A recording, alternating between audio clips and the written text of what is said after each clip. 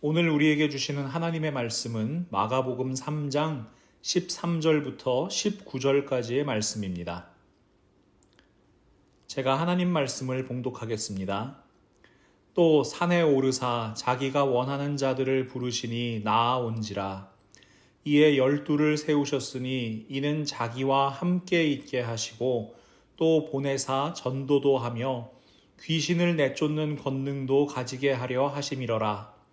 이 12를 세우셨으니 시몬에게는 베드로란 이름을 더하셨고 또 세베대의 아들 야고보와 야고보의 형제 요한이니 이 둘에게는 보아너게 곧 우레의 아들이란 이름을 더하셨으며 또 안드레와 빌립과 바돌로메와 마테와 도마와 알페오의 아들 야고보와 및 다데오와 가나나인 시몬이며 또 가룟 유다니 이는 예수를 판 자더라. 아멘. 오늘 본문 말씀은 너무나 잘 아시는 말씀이죠. 예수님께서 12제자를 부르시는 장면입니다. 예수님과 12제자 아주 익숙한 이미지입니다. 대중가요 가수긴 하지만 서태지와 아이들 이런 느낌으로 아주 익숙한 단어예요. 네. 교회 다니지 않는 사람들도 예수님의 제자가 12명이다 이런 정도는 알고 있는 분들이 많을 겁니다. 이 12제자의 이미지 가장 널리 알린 것은 아마 이 레오나르도 다빈치가 그린 최후의 만찬 그림이 아닐까 싶어요. 이 최후의 만찬 그림은 이탈리아 밀라노에 있는 산타 마리아 델레 그라치의 성당 이 수도원 식당 벽화예요. 우리 예배당 겸 식당에 이 최후의 만찬 그림이 붙어 있는데요. 이게 원래 가로가 한 8m 정도 되는 굉장히 큰 그림입니다. 아이러니하게도 이 작품이 유명해진 만큼 우리가 이 예수님과 12제자 이 만찬 장면에 대해서 오해하게 만든 측면도 분명히 있지요. 먼저 제가 우리 성경 공부 때 말씀드렸잖아요. 예수님과 12제자는 절대로 저렇게 앉아서 식사하지 않으셨을 거다라는 거예요. 상식적으로 저렇게 일렬로 쭉 앉아서 같이 밥 먹는 경우는 없을 거잖아요. 원탁이라면 모르지만. 그런데 이제 유대인들의 풍습상 옆으로 이렇게 비스듬히 기대 누워서 제가 전에 보여드린 그림처럼 그렇게 식사하셨을 가능성이 높은 거죠. 그리고 이 작품의 제목이 주는 오해가 있어요. 이 작품의 원래 제목은 울티마 제나라고 해요. 이게 이제 영어로 번역하면 The Last Supper입니다. 그러니까 이 최후의 만찬이라는 제목이 맞는데 저는 이 신학적으로 보면은 예수님께서 12제자들과 함께 나누셨던 6월절 만찬을 최후의 만찬이 아니라 최초의 성찬이라고 불러야 맞다고 생각합니다. 예수님께서 제자들하고 마지막 식사하시면서 작별 인사하시는 자리가 아니잖아요. 자, 이제 빠이빠이 나중에 보자 이게 아니라 최초의 성찬을 나눠주시면서 제자들과 한 몸이 되신 자리고요. 또 예수님께서 친히 제자들의 발을 하나하나 씻어주시면서 섬김의 본을 보이심과 동시에 제자들을 세상으로 보내신 파송의 자리이기도 했습니다. 결정적으로 예수 그리스도의 순환과 죽음은 최후를 의미하는 것이 아니라 최초의 부활의 첫 열매를 위한 것이었기 때문입니다. 그래서 저는 이 작품의 제목이 최후의 만찬이 아닌 최초의 성찬이 더 어울린다고 생각합니다. 자, 여러분, 그림 하나로 인해서 우리에게 이 오해가 생길 수 있는 것처럼 우리도 예수님과 12제자 이 이야기가 기록된 말씀을 읽으면서 여러 가지 오해를 할 수가 있습니다. 오늘 본문 말씀을 읽으시면서 여러분, 제가 이런 질문 많이 하잖아요.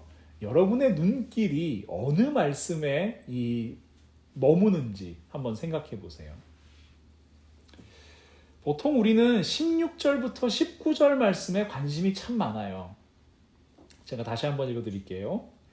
이 12를 세우셨으니 시몬에게는 베드로란 이름을 더하셨고 또 세베대의 아들 야고보와 야고보의 형제 요한이니 이 둘에게는 보아너게 곧 우레의 아들이란 이름을 더하셨으며 또 안드레와 빌립과 바돌로메와 마테와 도마와 알페오의 아들 야고보와 및 다데오와 가나나인 시몬이며 또 가룟 유다니 이는 예수를 판 자더라.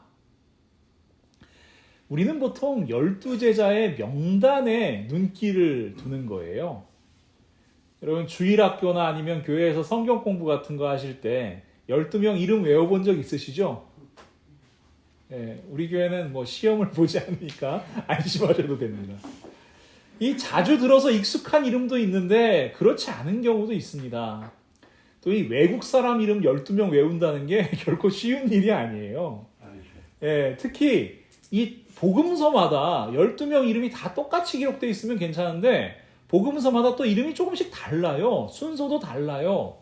그래서 그것을 기억하는 것이 더 어렵게 느껴지셨을 겁니다. 자, 예수님과 12제자 이분들에 대한 오해를 한마디로 정리하면요. 예수님께서 어떤 사람을 12제자로 부르셨는가 여기에 관심을 갖는 거예요. 예수님께서 친히 세우신 12제자를 보통 사도라고 부릅니다. 그리고 이 사도들은 초대교회에서 대단한 권위를 가지고 있는 사람이었습니다. 예를 들어서 베드로는요, 예수님 수제자잖아요. 천주교에서 베드로를 뭐라고 불러요? 네, 초대 교황으로 섬깁니다. 이 베드로의 동생 안드레 역시 정교회에 가면요, 콘스탄티노폴리스의 대주교로 추앙을 받아요. 자, 바돌로메라는 사람은 그가 순교한 아르메니아에서 수호 성인으로 추앙을 받고요. 또 인도에서 순교한 도마는 인도에서 수호 성인으로 추앙을 받습니다. 세리였던 마태는요, 그의 원래 직업이 세리라서 그런지 뭐 금융업자들, 뭐 이런 그 회계사들 이런 사람들을 지켜주는 수호 성인으로 또 추앙을 받기도 합니다. 다들 뭔가 대단한 사람처럼 여겨지지요. 마치 우리가 어렸을 때 위인전 많이 읽잖아요. 그러면 그 위인전에 등장하는 이 위인의 어떤 생애를 살펴보는 것처럼 나도 그런 사람 됐으면 좋겠다. 이런 마음을 가지고 이 예수님 12제자의 이름을 바라보는 겁니다. 그런데 말입니다. 우리가 이런 마음으로 이 12제자의 명단을 바라보잖아요. 그러면 예수님께서 정작 의도하신 매우 중요한 것을 놓치게 됩니다. 예수님께서 12제자를 부르신 일은요, 대단히 중요하고 또 의미가 있는 일이었어요. 예수님께서 이 일을 얼마나 중요하게 생각하셨는가 한번 짐작해 볼 수 있는 말씀이 있는데요. 누가복음에도 똑같이 12제자를 부르시는 말씀이 기록되어 있어요. 제가 누가복음 6장 12절 말씀을 읽어드릴게요. 이때에 예수께서 기도하시러 산으로 가사 밤이 새도록 하나님께 기도하시고, 예수님께서는 늘 습관적으로 뭐 이른 아침에도 기도하시고 또 저물었을 때도 기도하시는데 성경에서 예수님이 밤새 기도하셨다는 기록은 오직 12제자를 부르시는 이 장면에만 기록되어 있습니다. 예수님께서 얼마나 고심하셨는지 그 마음을 읽을 수 있는 대목입니다. 그런 말 있잖아요, 여러분. 인사가 만사다. 좋은 인재를 잘 선택해가지고 적재적소에 배치해서 일하게 하는 거, 그게 모든 일이 잘 풀리게 하는 순리다, 이런 거죠. 그럼 여러분, 이렇게 기업이나 조직을 운영하는 세상의 원리, 그것 때문에 예수님께서 그렇게 고민하셨던 걸까요?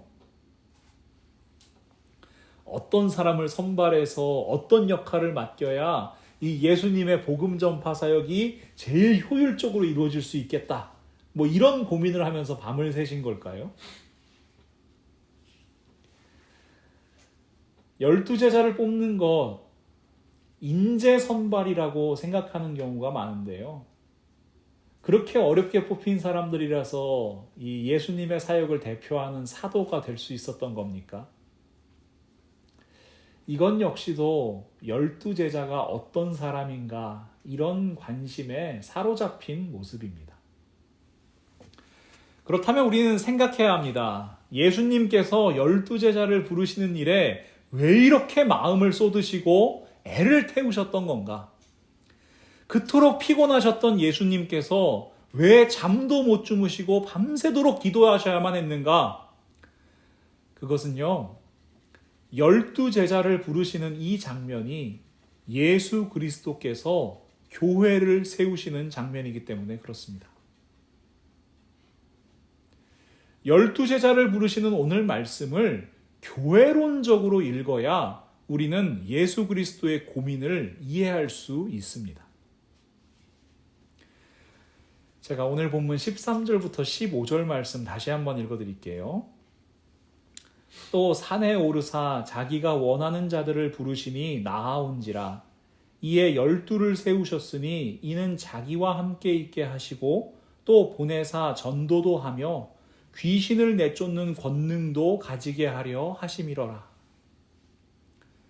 예수님께서는 이렇게 교회를 세우시는 겁니다.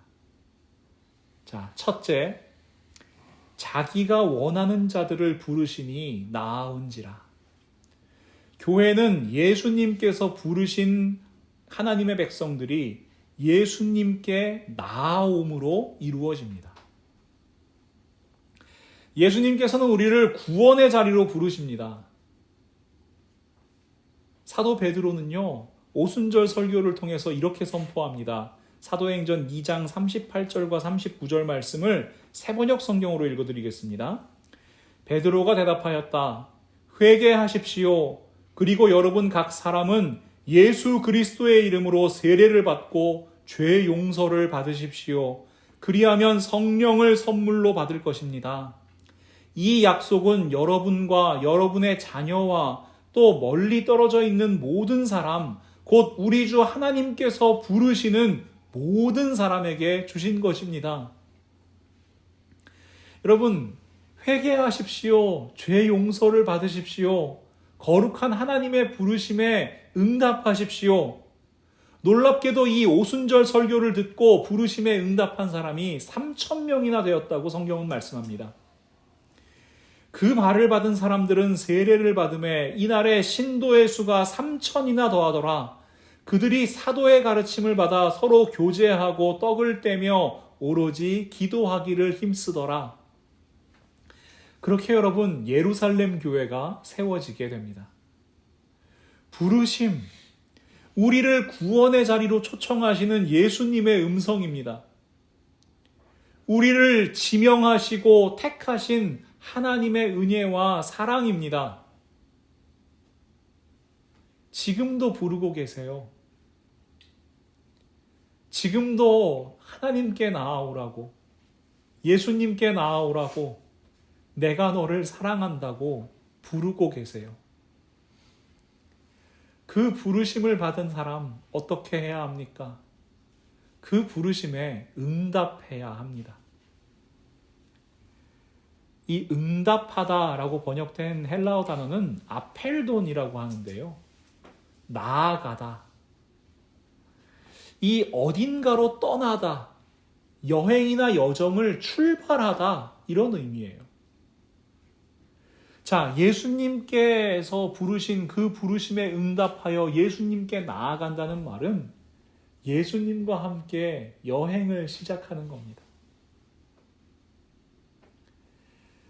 예수님께 나아간다는 건요, 내 자리를 떠나서 예수님께서 보여주시는 자리로 떠나가는 거예요.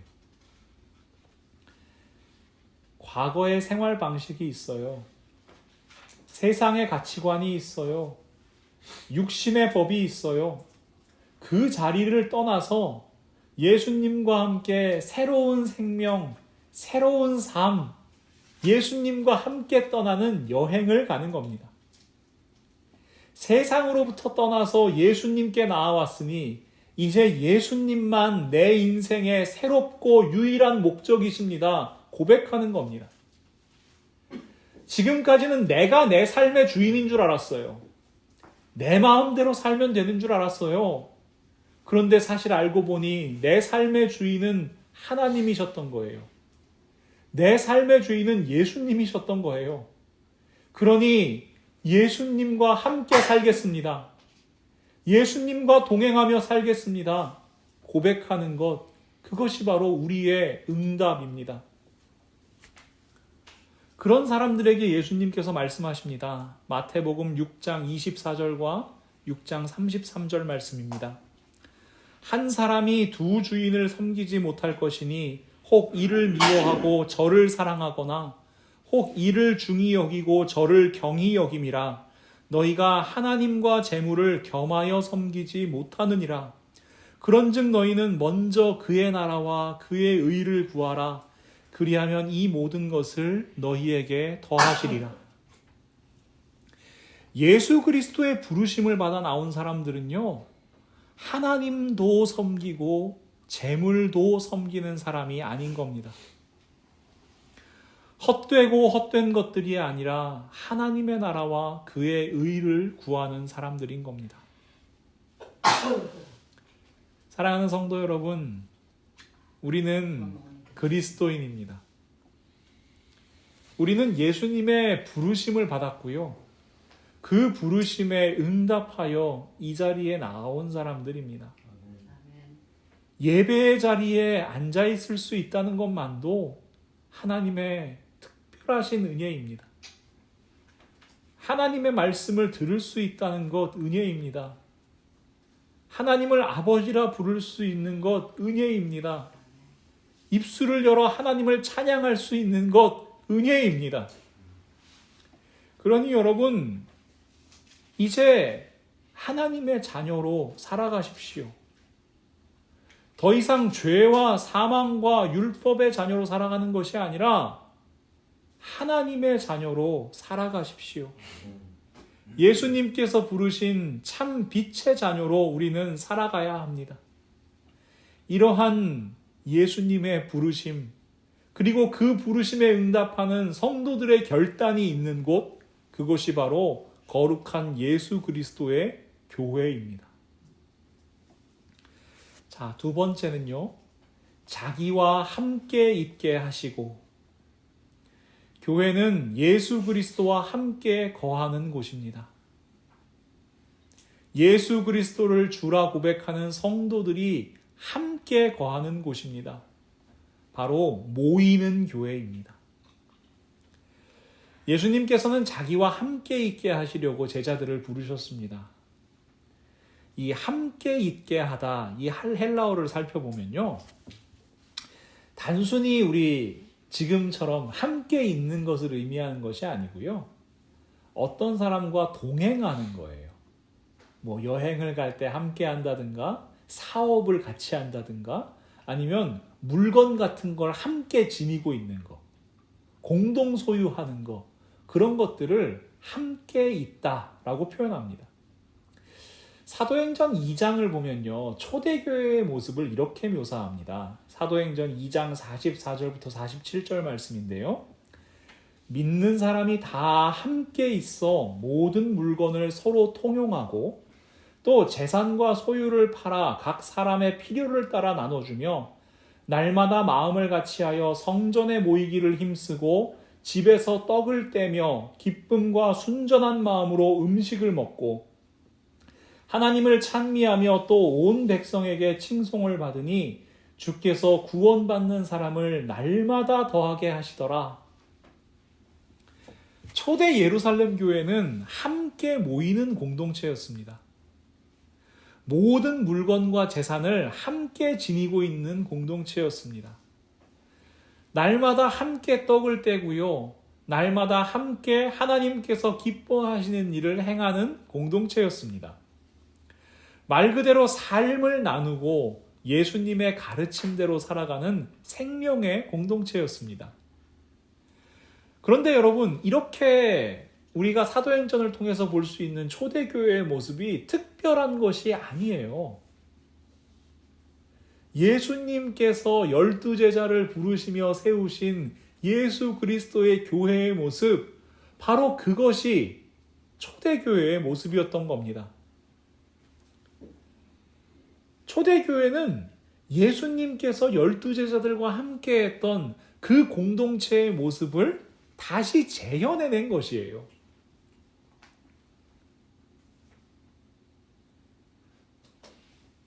말씀을 묵상하면서 문득 이런 생각이 들었습니다.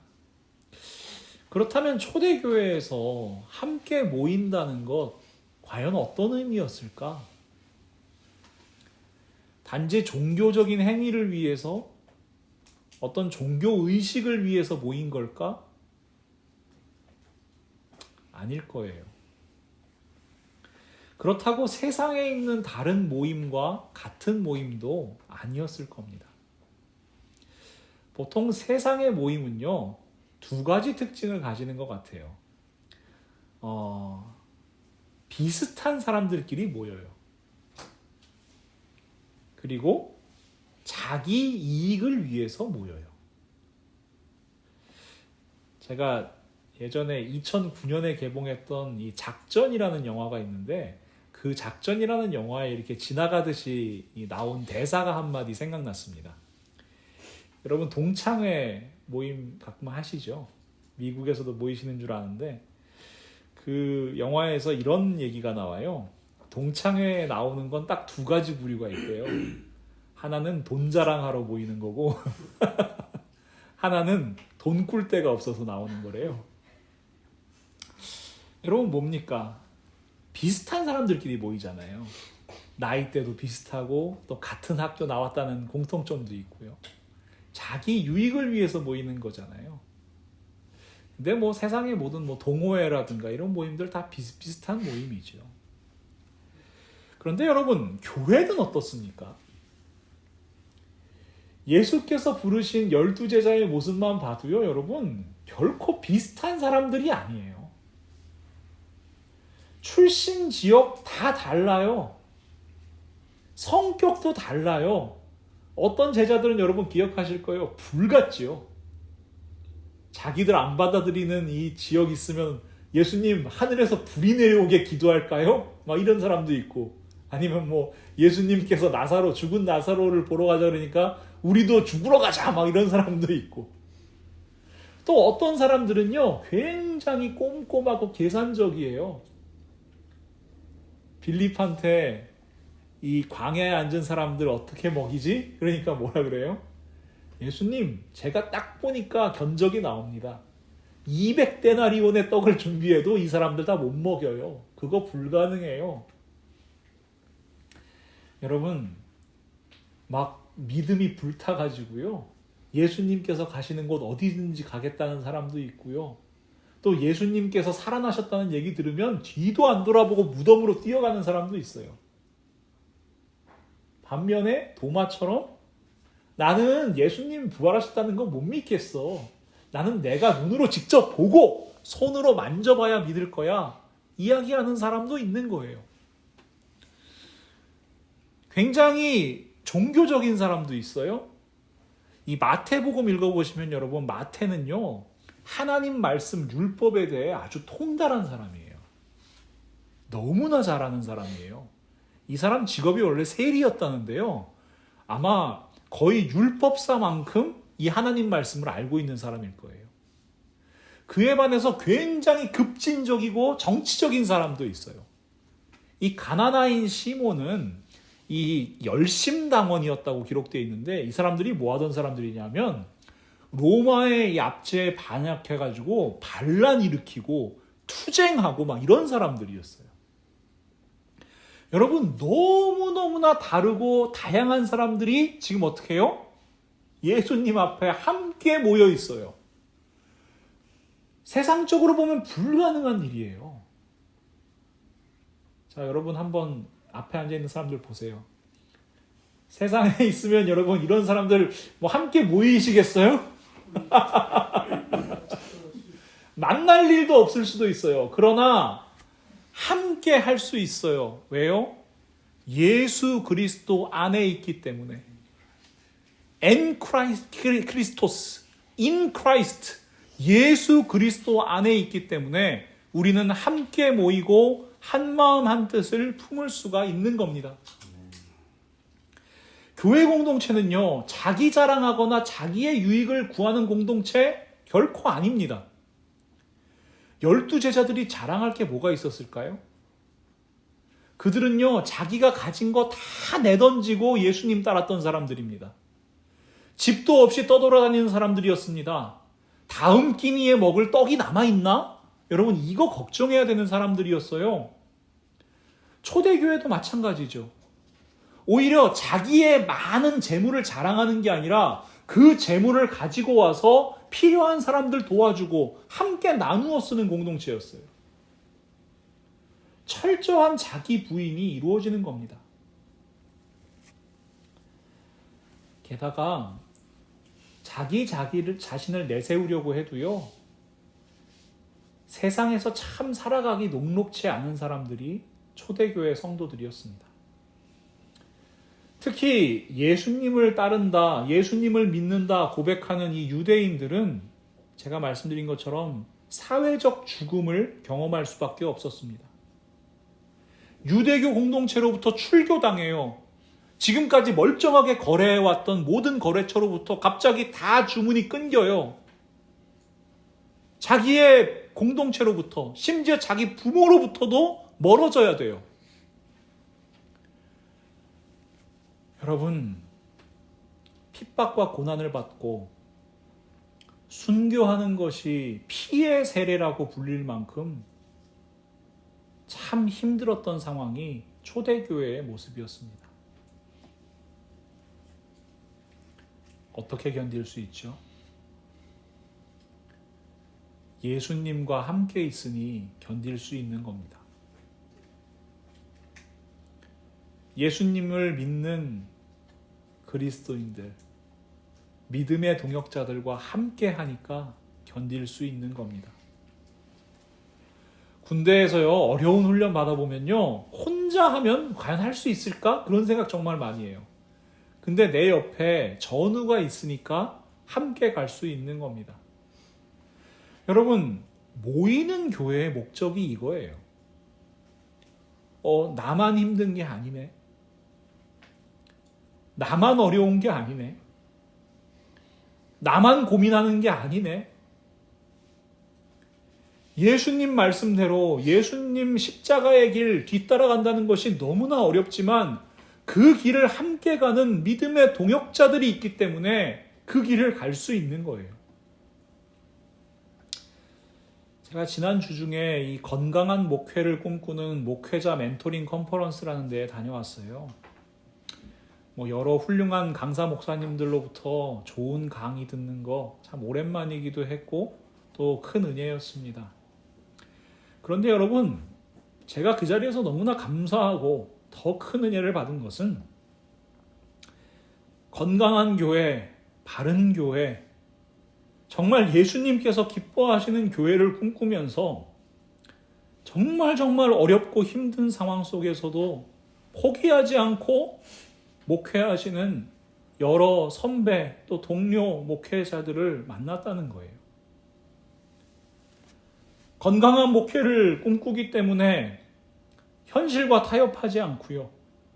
건강한 목회를 꿈꾸기 때문에 현실의 어려움에 무너지는 게 아니라 그것 또한 은혜임을 깨닫고 한 걸음 한 걸음 나아가는 여러 목사님들의 모습을 바라보면서 그것이 저에게 하나님의 위로가 되었고 또 하나님의 격려와 하나님의 사랑이 되었습니다.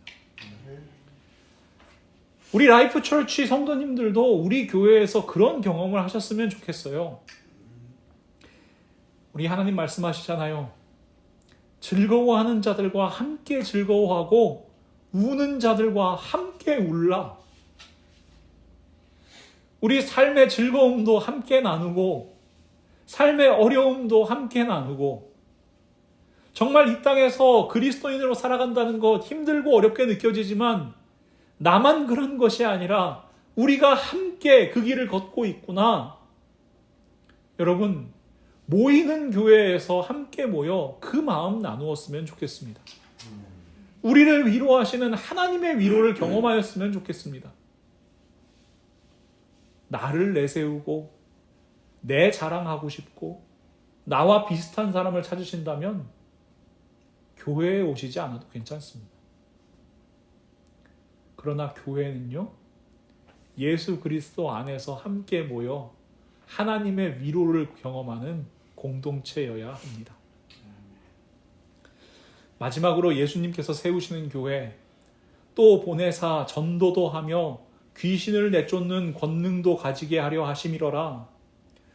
교회는 예수 그리스도께서 우리를 세상으로 보내시는 곳입니다. 이것이 바로 흩어지는 교회입니다. 제가 마가복음 3장 13절부터 15절 말씀을 새번역 성경으로 한번 다시 읽어드릴게요. 예수께서 산에 올라가셔서 원하는 사람들을 부르시니 그들이 예수께로 나아왔다. 예수께서 12를 세우시고 그들을 또한 사도라고 이름하셨다.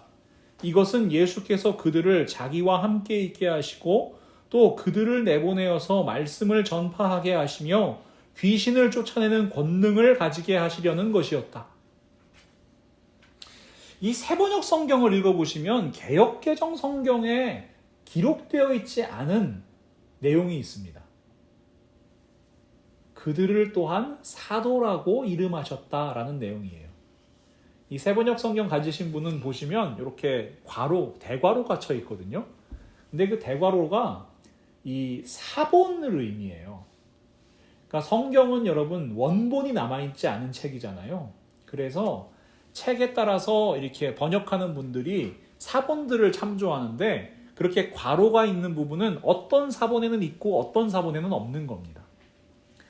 자, 보수적인 신학에서는요, 예수 그리스도께서 부르신 12제자만 사도로 불러야 된다, 이렇게 얘기하시는 분들이 있어요. 예수님과 공생의 기간 함께 하고요, 또 예수님의 부활을 경험한 사람들, 그러니까 딱 집으면 12제자인 거죠. 자, 그러니까 이 12제자들이 사도라고 불리고 초대교회에서 아주 큰 권위를 가졌던 게 좀 이해가 되시죠? 교황으로 불리기도 하고 또 성인으로 추대되기도 하고요. 하지만 분명히 성경을 보면요, 12제자 이외에도 사도라고 불리는 이들이 존재합니다. 가룟 유다 죽은 다음에 어떻게 합니까? 모여서 제비를 뽑아요. 그래서 마띠아라는 사람을 사도로 세웁니다. 자, 안디옥 교회로 파송을 받았던 바나바 역시 사도라고 불립니다. 예수님의 형제이자 이 예루살렘 교회의 책임자 중에 한 명이었던 야고보 역시 사도라고 불려요. 자, 사도 바울 어때요? 그냥 사도 바울이잖아요. 이방인을 위한 사도로 부르심을 받은 사도 바울 역시 사도라고 불립니다. 심지어 여러분, 바울은요, 고린도 교회 성도들에게 이 자기와 동역하는 이들을 소개하는데 사도라고 소개해요. 고린도후서 8장 23절 말씀입니다. 디도로 말하면 나의 동료요, 너희를 위한 나의 동역자요, 우리 형제들로 말하면 여러 교회의 사자들이요. 이 사자라는 게 사도라는 단어예요. 네, 그리스도의 영광이니라. 그래서 이 히브리서를 쓴 이 기자는 예수 그리스도를 사도라고 부르기도 합니다. 히브리서 3장 1절 말씀인데요. 그러므로 함께 하늘의 부르심을 받은 거룩한 형제들아, 우리가 믿는 도리의 사도이시며 대제사장인 예수를 깊이 생각하라. 그래서 저는 이 사도를요, 12제자에 국한하는 것이 아니라 넓게 해석하는 것이 훨씬 더 복음적이라고 생각합니다. 사도라는 말을 헬라어로 살펴보면 아포스톨로스라는 단어를 사용하거든요. 이 아포스톨로스라는 단어는 명령을 받아 파견을 보냄받은 자, 보내심을 받은 자, 대리자, 사자, 이런 뜻이에요. 요한복음 17장 18절 말씀 보시면 새번역 성경에서 이렇게 기록합니다. 아버지께서 나를 세상에 보내신 것과 같이 나도 그들을 세상으로 보냈습니다. 자, 이 말씀대로라면 뭐예요? 예수님은 하나님께서 보내신 사도이시고 우리 그리스도인 한 사람 한 사람은 예수께서 부르시고 세상으로 보내신 사도들입니다.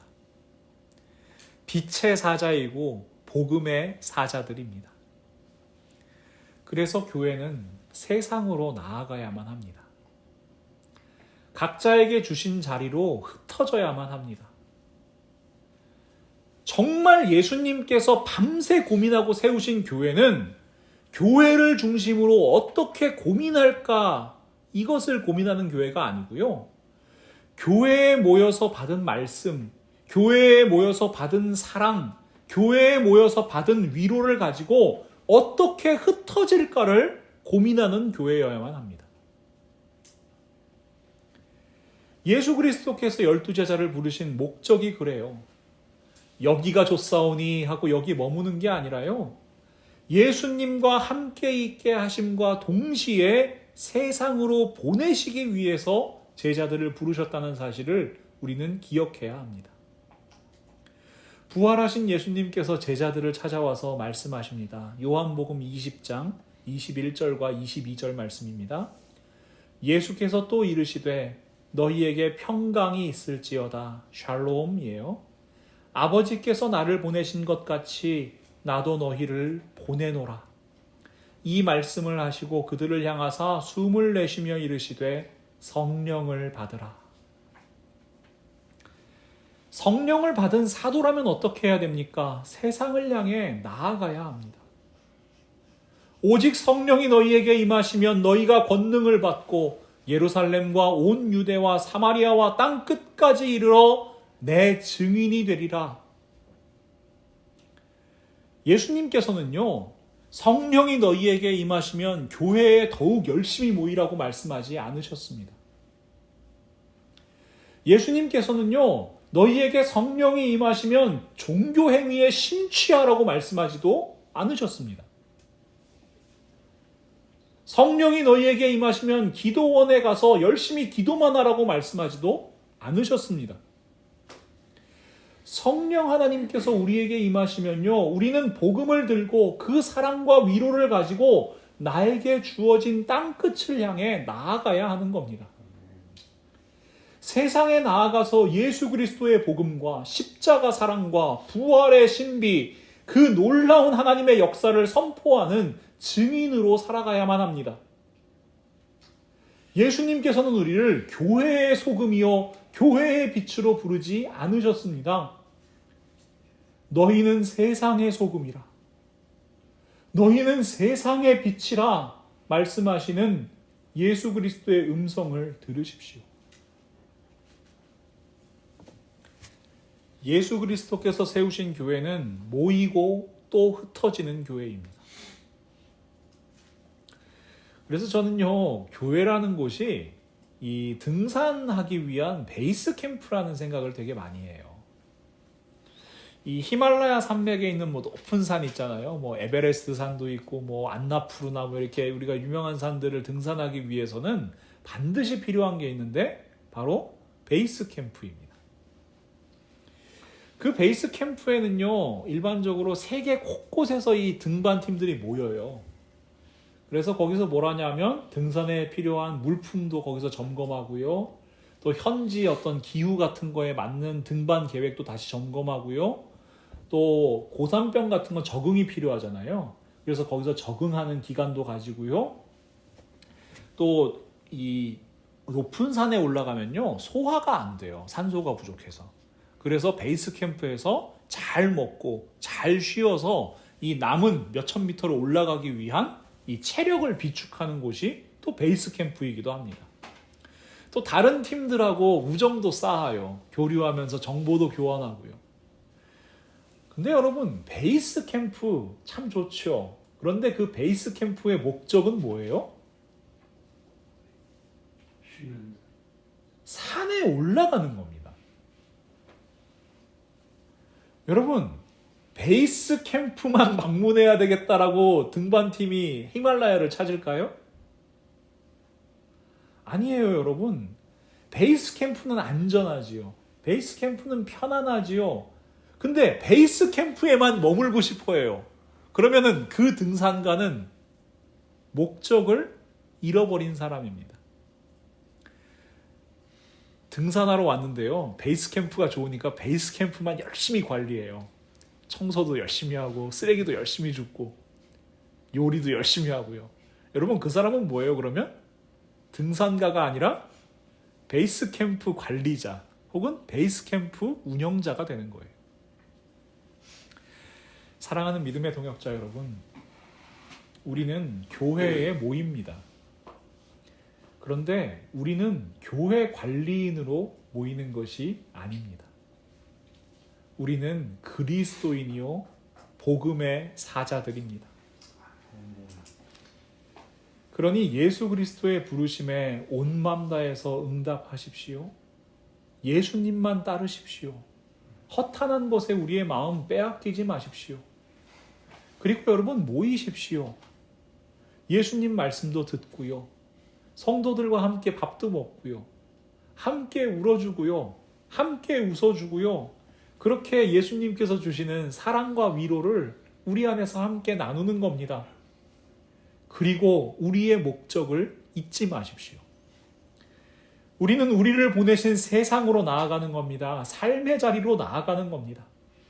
가정으로 가고요. 일터로 가고요. 이웃을 향해 가고요. 이 땅을 향해 나아가 그 예수 그리스도의 사랑과 위로, 그 놀라운 복음을 증거하는 증인으로 살아가야 하는 겁니다. 세상 참 만만치 않지요. 그래서 세상으로 우리를 보내시는 예수님도 마음이 편하지 않으셨습니다. 저는 이 말씀 보내면서 참 은혜를 많이 받는데요. 누가복음 10장 3절 말씀에 예수님이 이렇게 말씀하세요. 갈지어다 내가 너희를 보냄이 어린 양을 이리 가운데 보냄과 같도다.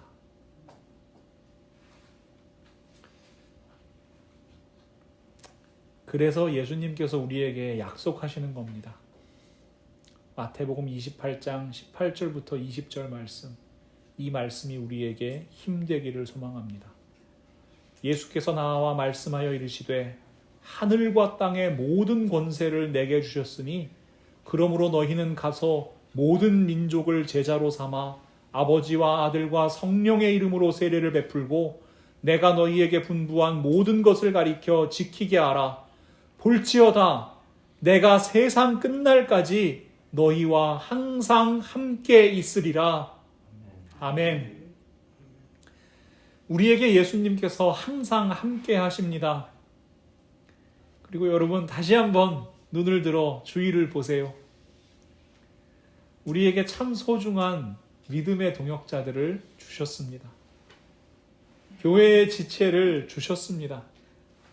이렇게 함께 모여 하나님 말씀 나누고 서로 사랑하고 서로 위로하고 서로 격려할 수 있는 귀한 사람들을 하나님께서 주셨습니다. 그러니 여러분 우리 더 많이 사랑하는 사람들 됩시다. 우리 라이프 처치가 그렇게 함께 모여 힘을 얻을 수 있는 베이스 캠프가 되었으면 좋겠습니다. 그렇게 우리 모두 이 땅에서 참된 그리스도인으로 살아가며 하나님 나라를 이루어가는 사도가 되시길, 그리고 그 사도들이 모여서 쉴 수 있는 우리 베이스 캠프로 우리 라이프 처치가 든든하게 세워져 가기를 우리 예수님의 이름으로 간절히 축원합니다. 우리 이 시간 잠시 결단하며 기도합시다. 하나님, 저를 지으신 분도 저를 부르신 분도 저를 보내신 분도 모두 하나님이심을 고백합니다. 그러니 하나님, 저희에게 주신 이 생명 마지막 호흡이 다하도록 정말 하나님 나라를 위해서, 우리 예수 그리스도의 몸된 교회를 위해서 저희에게 허락하신 모든 삶의 터전에서 그렇게 그리스도인으로 살아가게 하여 주시옵소서. 우리 결단의 기도를 한번 올려드리지요. 사랑과 은혜가 충만하신 우리 하나님 참 감사합니다. 오늘도 하나님의 말씀으로 저희에게 말씀하여 주신 은혜 진심으로 감사합니다. 저희를 지으시고 저희를 부르신 분 하나님이십니다. 저희를 이렇게 모이게 하시고 또 세상으로 보내시는 분 우리 하나님이십니다. 저희들 그 부르심에 온 맘 다하여 응답하게 하시고 저희를 보내신 삶의 자리로 나아가 예수 그리스도의 향기를 전하는 아름다운 그리스도인으로 살아가게 하여 주시옵소서. 세상이 참 녹록지가 않습니다. 참으로 힘들고 어려운 일들이 많습니다. 하지만 하나님, 저희들 하나님을 아버지로 예수 그리스도께서 내 삶의 주인으로 고백하는 일을 멈추지 않게 하시고 포기하지 않게 하시고 더욱더 저희 자신을 부인하고 예수 그리스도의 십자가 붙들고 나아가기를 소망합니다. 저희와 함께 하시겠다 약속하신 예수님의 말씀을 붙들고요. 저희들 눈을 들어 우리 믿음의 동역자 한 사람 한 사람을 바라보며 힘을 내겠습니다. 서로가 서로에게 용기가 되게 하시고 서로가 서로에게 위로가 되게 하시고 서로가 서로에게 하나님께서 역사하시는 사랑의 선물들이 되게 하여 주시옵소서. 그리하여 저희들 예수님 손 꼭 붙잡고 우리 옆에 있는 지체들의 손 꼭 붙잡고 예수님과 함께하는 이 긴 여행, 저희 생명의 여행 잘 감당하게 하여 주시옵소서. 그렇게 이 땅 가운데 그리스도인으로 살기를 소망합니다. 어렵고 힘들 때마다 생각할 수 있고 함께 기도해 줄 수 있고 함께 격려해 줄 수 있는 우리 라이프 철치 허락하심도 진심으로 감사합니다. 우리의 이 라이프 철치가 정말로 지치고 힘든 영혼들이 쉬어갈 수 있는, 그렇지만 다시 한번 용기 내어 이 땅에서 그리스도인으로 살아갈 힘을 얻을 수 있는 참된 베이스 캠프가 되게 하여 주시옵소서. 하나님께서 사용하여 주시고 세워가실 것을 믿음으로 감사합니다. 하나님, 그 모든 것이 우리 예수님께서 꿈꾸시던 교회, 우리 예수님께서 세우신 교회 다시 이루기 위함임을 우리 하나님 아시지요? 그러니 하나님, 저희에게 힘과 지혜와 능력과 용기 주셔서 온전한 예수 그리스도의 복음을 전하는 아름다운 교회 함께 세워가는 지체들로 사용하여 주시옵소서. 예수님의 이름으로 간절히 기도하옵나이다. 아멘.